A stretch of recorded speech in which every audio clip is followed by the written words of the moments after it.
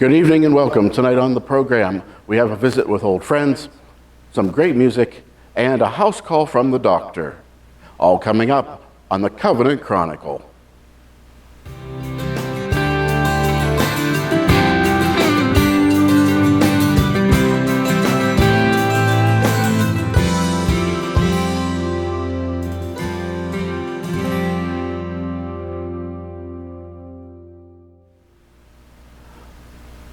First up tonight, we take a visit to some of our old friends, the Reverend Dr. Jim Swanson and his lovely wife Karen, out in Elwood City.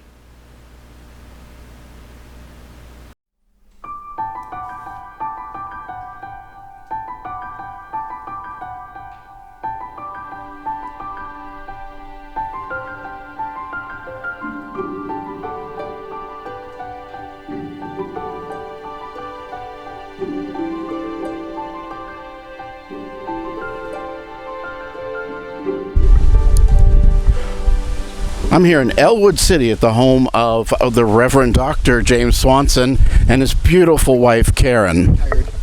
Honorably retired, I'm being told from the Peanut Gallery. Well, welcome to the Covenant Chronicle. Welcome. Thank you. We're glad you came, Brian. I'm glad to be here. It's great to get out of the studio and the office. Here's some faces we haven't seen around Covenant in a little while. So, what have you been doing since we last left you? Oh my goodness. You start. Danny's been keeping us busy. Well, we've been gardening, and we've enjoyed, of course, watching Danny and explore his world, which he is here doing right now. Plus, north of Butler, about 8 miles, is where Andy and Sherry and their 2 children live. That would be our grandchildren. Aiden just turned 5 in July, and Natalie turned 2. So that has been, they're full of, they're little sources of constant amusement. Now, do you spoil the grandchildren? Yes, we do. We yes. both do, Brian. Okay. Yes. In fact, just recently, every time that they come here to visit, they want to take our cats and put them in the carrier and take them home. And so we tell them, no, you can't do that. So we've been trying to think what would a decent pet be that they could, not be too overwhelmed with. So we got them 4 land crabs, hermit land crabs. So they're having a great time with those. We're learning how to feed them and water them, and it's been fun to watch them. And our cats are happy now because they're not being put in the cat carrier on a regular basis. The cats would like to stay at home where they belong. Now, you retired from Covenant, but pastors never really retire, do they? I'm finding this out, yes. I'm finding this out. Let's find out what Jim's been up to. Okay. I could probably hold that. Well, many of you know, I've been, since January of 2018 was the date that I officially started to receive pension, and that was my retirement date. Within 5 months, I was then appointed as stated supply at Camp Run Presbyterian Church, which is in Fombell, just outside of Zealy, and it's only about a 15-minute drive on a Sunday.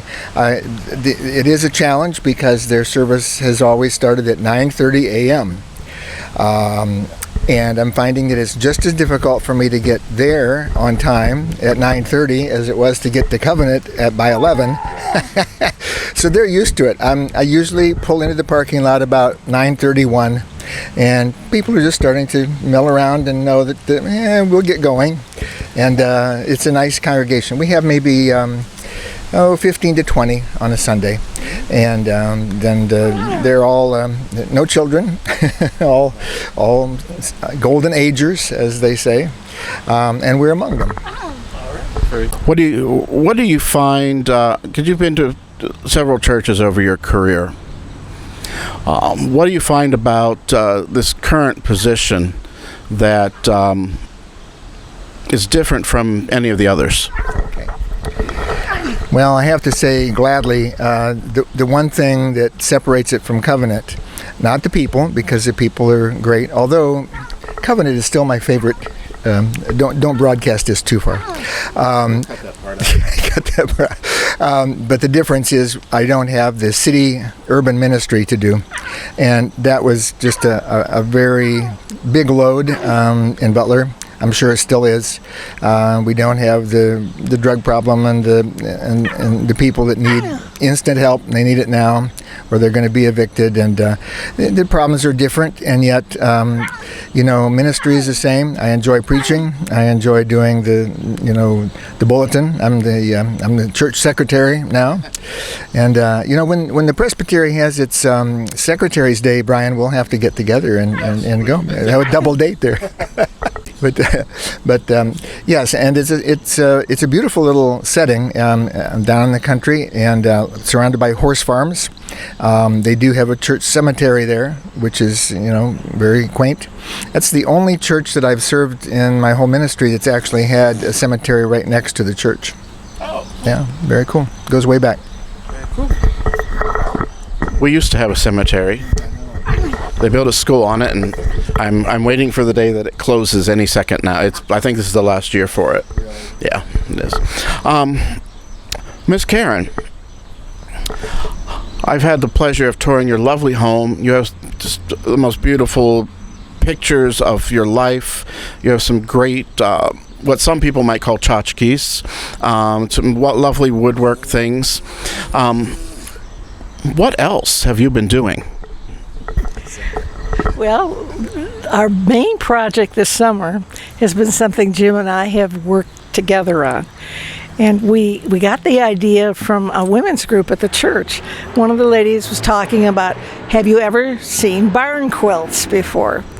And she started describing them to me, and I thought, I think our little house cannot take a large barn quilt, but we decided to miniaturize them. And together, Jim and I have made over 12 of them this summer. Oh, wow. They're barnless quilts. They're small, and we've chosen quilt patterns. And those quilt patterns we have in our backyard, and the guiding principle is, if I can see it from my kitchen window. And Jim cuts the wood out on his saw, and I paint them. And we've really enjoyed doing it. It's been a good project for us. Great. We will get to look at some of those barn quilts here during the program. Do you have a particular style of barn quilt that you prefer over others? Is there any particular piece you're most enamored with that you've done? I think we like the cardinal the best. It's right behind me now, and we did a blue jay for the front yard, but we've enjoyed putting them together. It's like a puzzle. We cut the puzzle pieces out, the triangles and the squares, and we put them together. And it's going to be fun to see them in the winter when it's cold and snowy outside. A little burst of color. I think that was the guiding principle. Karen said, I want something colorful, so we don't have any gray, black, and white quilts. Okay, keep it festive. Yeah. Yes. Have you folks had a chance to do anything that retired couples do, traveling or taking up a new hobby besides the quilts? Yeah, most of our traveling is back and forth to Butler during the summer, and that's our pool project there. Andy and Sherry, when they bought their house, it happened they didn't put it in. They couldn't have afforded that, but it has a 40 by 20 foot in-ground pool, and so it has required quite a bit of maintenance, but also at the point now I think we've got all the big problems solved, and it's just a time to go and relax and enjoy to our own little private pool club. And the other thing is to visit Leah as often as we can down in Charlotte, North Carolina. The last couple of trips we've taken, we've also then taken Charlotte, the dog. Maybe you can catch Charlotte, Brian, to show her before the program's over. But, she enjoys traveling, and of course Leah has a dog too. So yeah, our visits basically to the kids. You're going to add to this? Yes, I am. We have a timeshare, and we're able to share that with our children. They many times vacation with us, and we usually go in the spring and the fall. So we had a trip to Michigan in the spring, and we have a Virginia trip in the fall. So we enjoy traveling. That's a good time to do it when it's not so hot out. Yeah, absolutely. Okay. We're going to do something that I usually do during the Spotlight segment. And that is to give you a forum, if you will. If you were able to speak to the world, if every TV was turned right on you, right now today, and you both can chime in on this, what would you want to say to the world today? We'll let, how about Karen go first? Get your vaccination. It's so important. I know. Nurse talking here. I know. I'm the nurse, but it's so important to end this pandemic and wear your mask because it's not over yet. Okay. And I would say get along. There's so many people now separated by differences. How are we not the same? How are we not the same? And we got to stop and remember that we are alike more than we are different. Whether it's denominations, political parties, anything, they're just so much more, I don't know, just disagreeable, conversation around. And, I think we've got to be an example to how do you behave civilly in a country. We don't have that many good examples right now. Well spoken, both of you. Okay, I have a game that also ends the Spotlight segment, which we're going to put here on the road segment, but we're going to do it in reverse. Normally, I ask folks to give me 3 words that best describe you. I'm going to ask, since you've been married a long, long time, give me 3 words that best describe each other. Danny now is my grip. He's taking care of the cables for us. He's taking care of the cables. Okay, so what's 3 words for Jim? Caring, loving, and hardworking. Very nice. Very good. And for Karen? For Karen, let me start with, now she won't mind this. Danny, turn around. You can't go there. Patient, I'm going to pass on that because Karen likes to have things done right away. So when we have a honey-do list, if it goes beyond 48 hours, I get constant reminders that this has gone a little too long here. So I would say, you can't really tell because I don't have the scale out here, but she's a really good cook. Now that's more than one word, but gourmet cook and delicious. We have a lot of fun cooking together. Beautiful, pretty, not looks her age, that's for sure, and energetic. The loving part is I can take that for granted, but even Leah will say, "You too. I don't understand. You get more done in the time she comes home from school in the afternoon and takes a nap, and we don't usually do that. So we haven't gotten around to doing a lot of naps in our retirement." Okay. All right. A little more than 3 words, but we'll take it. That's great to hear. Okay. It is great to see you folks today here at your home in Elwood City. I will tell you that most of the folks watching this program think of you often and wouldn't mind if you stop by once in a while. Love to do that. Yep. Okay. You bet.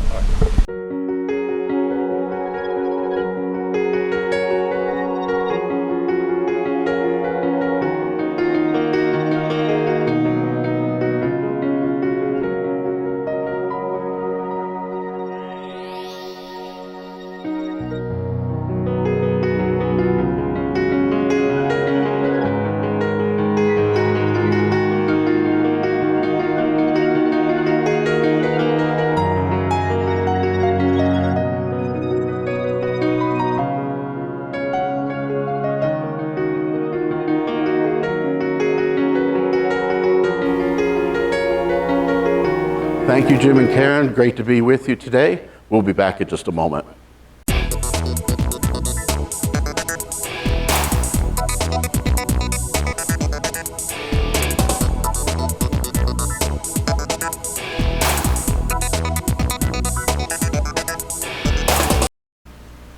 Let's check in now with the Covenant Choir and its director, Joey Caponera.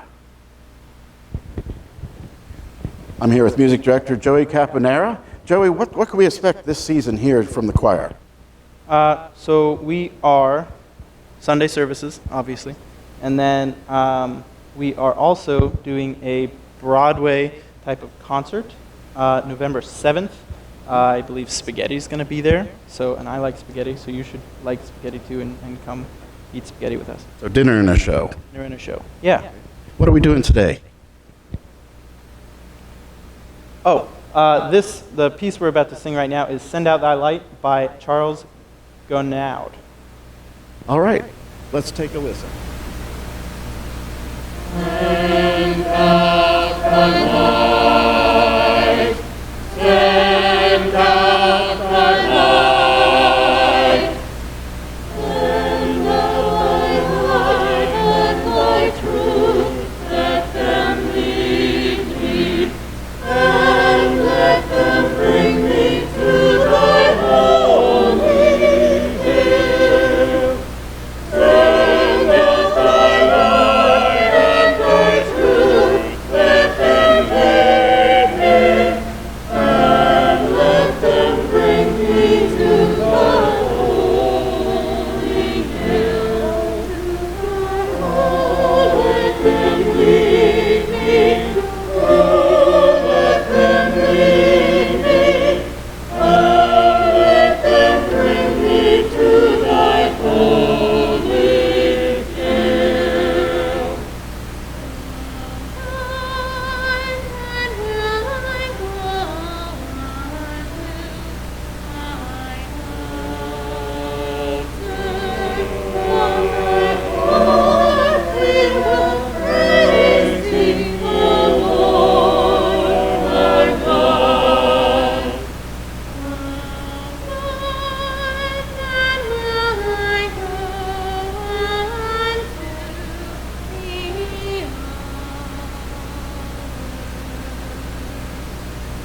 And we will praise thee, and we will praise thee, praise thee, praise thee on the high.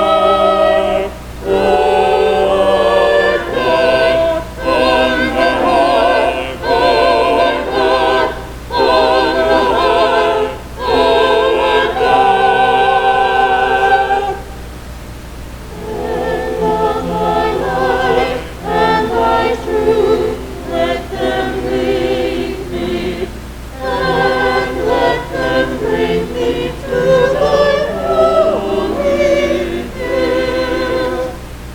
Send out thy light and thy truth, let them lead me, and let them bring me to thy holy hill.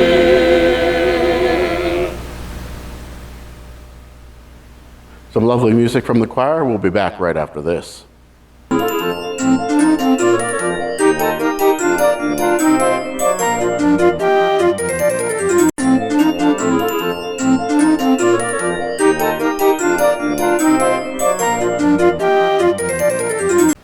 Welcome back, friends. My next guest, if there was a contest for America's Doctor, would probably win in a landslide. It's another one of our local legends. It's Dr. John Riefer. Welcome to the program. Thank you, Brian. Great to be here with you. All right. Dr. John, how did you get to Butler? That's a great, interesting question. I was finishing my residency at UPMC Presbyterian. Hats off to them, little plug. And I did a rotation at Allegheny General Hospital my senior year. And I met a doctor named J. Paul, who was a fellow in pulmonary medicine down at Allegheny General. And he was leaving at the time. And it turned out that he came up to Butler and relocated and started a multi-specialty internal medicine pulmonary practice. And when I completed my training the next spring, I was, as I mentioned, looking for a place to settle. Mary and I had been married for a couple of years and knew that we wanted to exit the city if possible. Right. We were both enamored by the idea of a rural lifestyle. And I got in touch with Jay. He made me an offer I couldn't refuse. That was in 1980, and the rest is history. That's great. That's great. Now, you've mentioned your lovely wife, Mary. She was on our last spring program before the hiatus, and it was just amazing talking about tomatoes and planting and caring for them. And, she's a really good Penn State Master Gardener, indeed. So we're happy to have her with you. How did you two meet? She did not tell me that story. Well, that's another story. So we met when I was, I guess, a junior at Johns Hopkins, and she was a freshman. And it so happened that the fraternities were invited to help move in students, as is the practice at many universities. And I just happened to unload her car. So I met her and her dad and her mom that day and helped carry a bunch of baggage in. And we said hello and passed pleasantries, never thought too much about it. A year or so, maybe two later, about almost 2 years later, she and her roommate were looking for a place to live, and it turned out that they became interested in our fraternity. And now this was back in the days of hippies and flower children and breaking rules. Right. And our fraternity decided, it'd be fine to take in female members because open it up. there were no sororities available at Hopkins at that time. So she and I actually became fraternity brother-sister back in the day, and then got to know each other through the fraternity. And one thing led to another, and That's great. here we are. Excellent, excellent. We always like those origin stories. We know the people, but we don't always know everything about them. So, well, Dr. John, you've been involved in medicine for a long, long time, in healthcare, either as an internal medicine doctor or work in the hospital administration, and now in retirement, you still volunteer and help people. You've given injections for the vaccine, and here at Covenant, I think you're an instrumental part of kind of our new direction. And our new phrase is nourishing our community through worship, mission, education, and the arts. And mission and education is a big focus for the community, getting outside of our walls. Can you tell me about some of the program ideas that you're working on to help us with that? Thank you, Brian. I guess the most important or successful at this point program that we've been involved in is partnering with the Butler Hospital and their Food Institute. Yeah. And I've had the pleasure of knowing Dr. Kathy Salvaggi for many years, more than either of us care to remember. And she was recently promoted to the position of Vice President in charge of community relations. I don't remember her exact title, but among her other responsibilities is the Food Institute, which is run through the Butler Health System. We got in touch with each other and found that we had a lot of commonalities in our goals to provide education on healthy eating habits, healthy food preparation, and doing the best we can to combat hunger and food insecurity in our local community. So with that partnership, as that was developed, we found that Covenant would be a great place, a great site to offer this education. And so we've sponsored, in collaboration with Kathy's team, 3 different sessions here at the church. One was on the DASH diet, which was designed to help people with hypertension. And it's actually, if anyone out there has hypertension, it's a wonderful diet, one of the best use of tax dollars that I've ever seen. The federal government developed this wonderful program, which actually works. It's about the equivalent of one hypertension drug. So if you're on 2 drugs, you follow DASH diet, you might be able to get down to 1. If you're on no drugs, you might be able to stay off medication if you have borderline hypertension. So that was our first program. Second was the Mediterranean diet, to teach people to eat healthy. And the third, we just had a wonderful attendance. Over 20 people attended our last session on blue zones. And we found that very informative. Each of our sessions is accompanied by a demonstration of preparation of the food, a live demonstration, and we get to sample the food, which is an added benefit. Well, that's the third sacrament of being a Presbyterian, right? Food. That's right. Food. Yeah, Chance to eat. Okay, excellent, excellent. Speaking of food, Covenant was, for many, many years, I think since 1977, involved in the Covenant Cupboard, which was a food pantry for those in need, and it was more set up like a grocery store. And it was a very laborious process. And the volunteers had gotten older, and it was just not sustainable anymore. But people still have a need out there. And Kathy Savaggi connected us with this program of food boxes. How do you see that working out? Oh, it's in its infancy, both here and through the hospital. We have obtained through the Greater Pittsburgh Food Bank a number of boxes of food, healthy food, for those in need. Right now, we are looking for opportunities to identify or register folks who maybe used the Covenant Cupboard in the past, maybe still have that need, and would like to reestablish a relationship with the church or with the health system. And we would envision having those boxes available, perhaps on a regular basis, monthly, or something similar to provide to certain individuals who have food insecurity. So it's just a resurrection of the cupboard, but in a different form. In a different format. That's, I guess, easier to do. And okay. And of course, we're looking for volunteers to help. How can people help? Well, we have so many opportunities. Certainly, with the Food Institute, we have opportunities to help with everything from IT support to kind of give you a helping hand to setting up advertising, publicity, a lot of things we could do, potentially transportation down the line to help get folks in to take part in our programs. We are looking for folks who may be interested in helping with the boxes, helping with distribution, helping with identifying candidates, folks who could benefit from the boxes.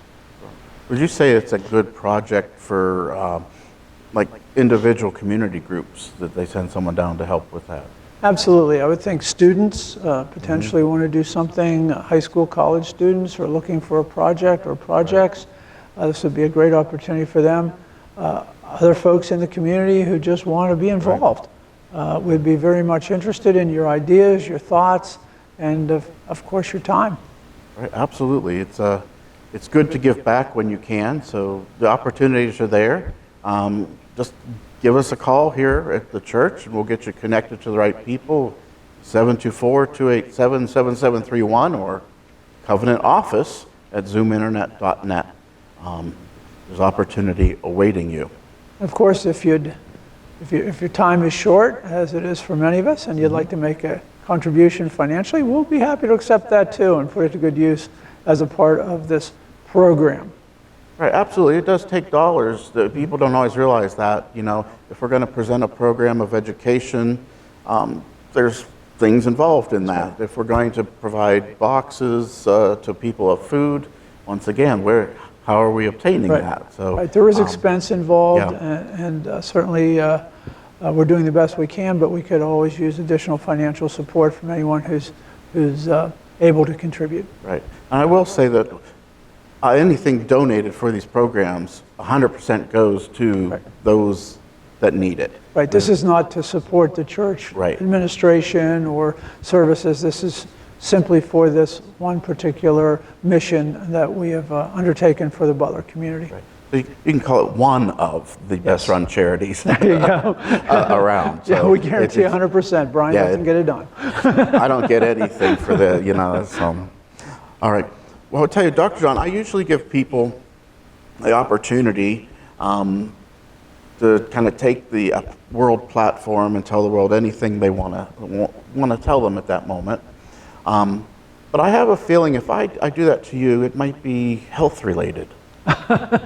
Well, it could be. What would health or golf? Take your pick. Let's go with health. We'll talk about golf after the show. I need a little help there. Given the situation the world is currently in, what would you say to people? Get a vaccination. I think that's the most important message. If I could reach out to former patients, friends, colleagues, anyone who has concerns about becoming vaccinated, I would say that there have been over 300 million people have been vaccinated. There are no concerns from a health standpoint, side effect standpoint. Yeah, you're going to get a sore arm. It goes away in a day or so. We have an opportunity right now to stop this pandemic. And if we miss this opportunity and COVID continues to escape Pandora's box, so to speak, we will lose that opportunity. The window will close for an opportunity to combat and to stop this virus. It's going to continue to mutate because that's what viruses do. As it mutates, it will become resistant to our treatments that are currently available, both preventive and therapeutic. And we'll be back where we were potentially a year or so ago. If we, on the other hand, take the high road and do our duty as citizens and get vaccinated, we can still stop the spread of this virus. We can stop its replication, and once we limit its replication, we will limit its ability to mutate and develop new strains. That's the best advice I can give you, is get vaccinated. If you're pregnant, that goes with a star, because we know that pregnant women don't do as well should they contract the virus. So it's not going to hurt the unborn children. There's absolutely no evidence that it has anything to do with long-term effects for fertility, even long or short-term. All the rumors and all the nonsense that I hear about on social media is just that, a bunch of nonsense. So we need to come together. This is not a political statement. Right. This is a medical, scientifically backed statement that we should all see it as our duty.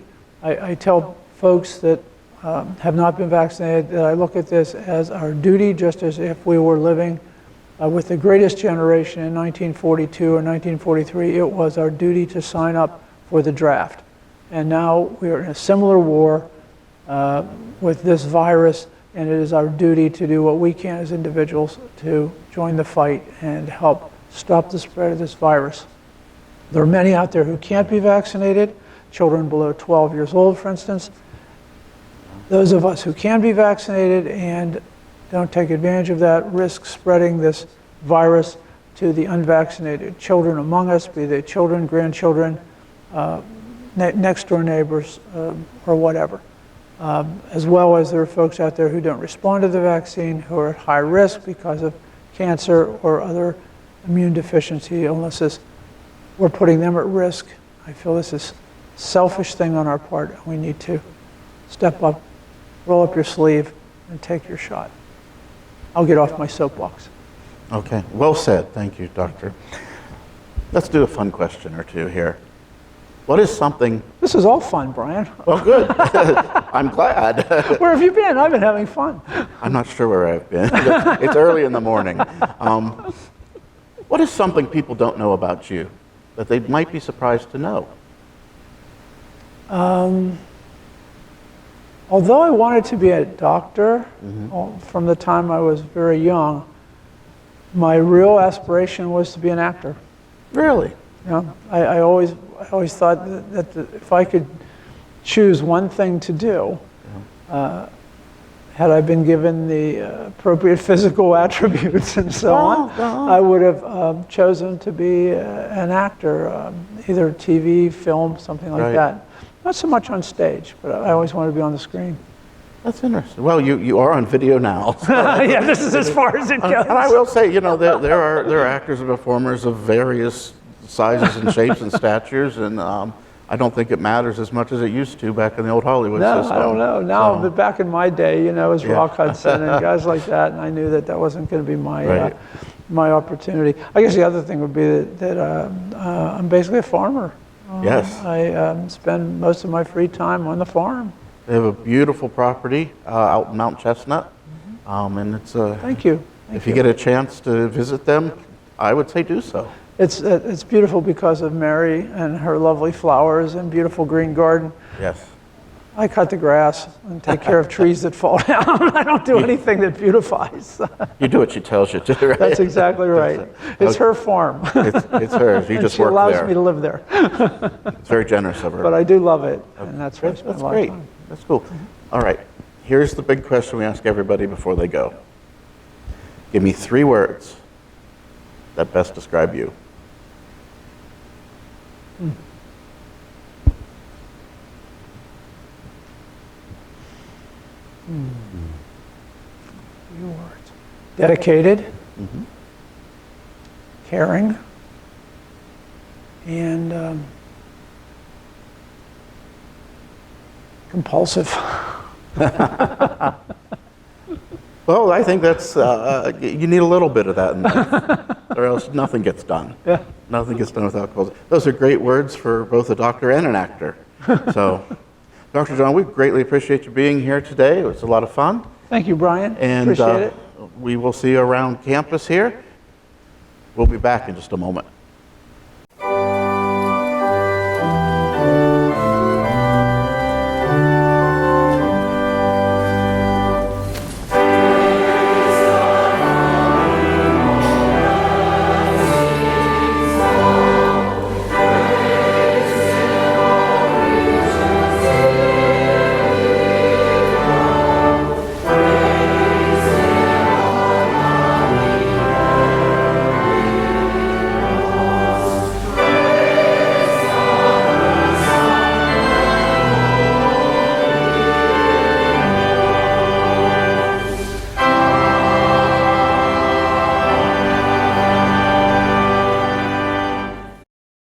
We hope you enjoyed the interview with Dr. Riefer, as well as the beautiful music and a visit with the Swansons.